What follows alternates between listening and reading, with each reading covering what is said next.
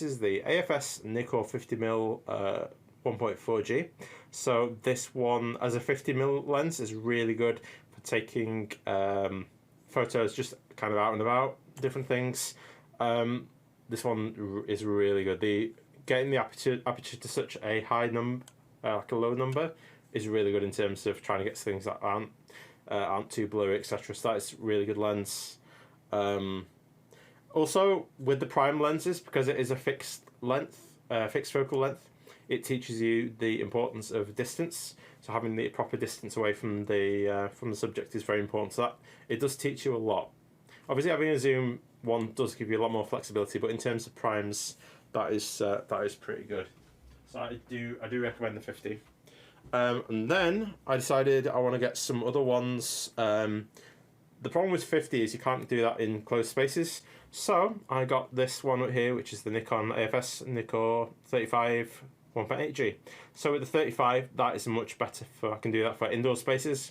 So I managed to take some shots at ScotiaCon with this, use it for fair meets, etc. So that one is a really good lens. 35, great for portraits and stuff, and you can get some decent landscape things as well with it. So it's a good lens.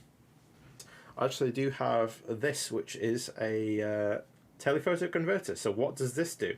This will actually increase the range of any lens that is on my camera by 1.4 times.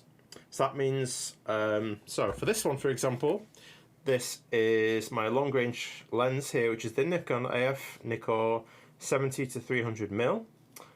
It goes f4 to f5.6G.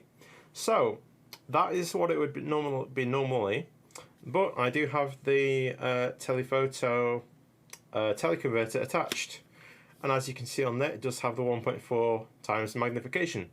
So what that means is, realistically speaking, that will increase the focal length.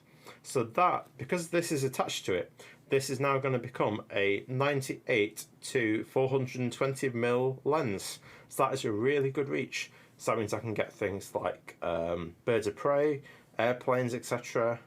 And it's really cool. Now, there is a downside to this. And the downside is this is going to decrease one of the f-stops. If you remember, I was talking before about f-stops being the aperture.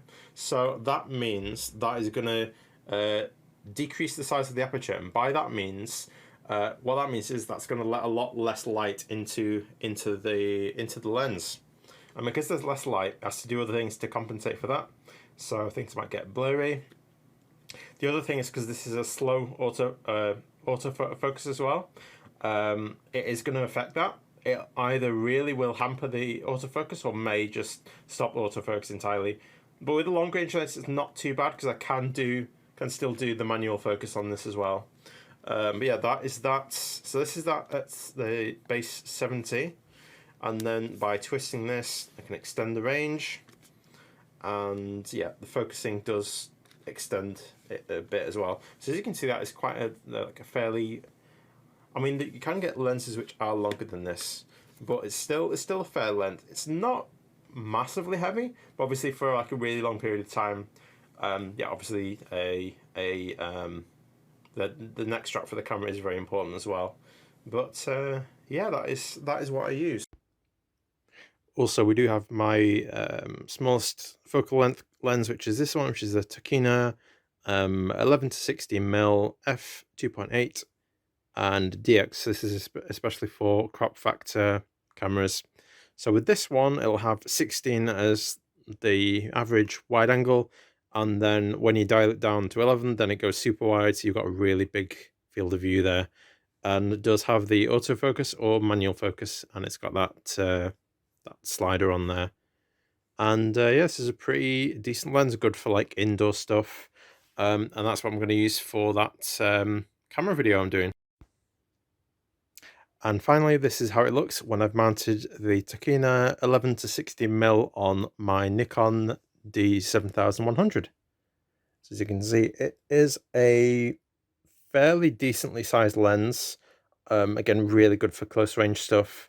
So you can have this on a tripod, great for indoor things, and yeah, you can get some really good shots with it. So yeah, I definitely enjoy that lens. It is really good, especially for indoors. Hello everybody! Thank you for watching the video. Please make sure to like and subscribe and ring that bell if you want to get notified about future videos. In the meantime, catch you next time. Stay safe.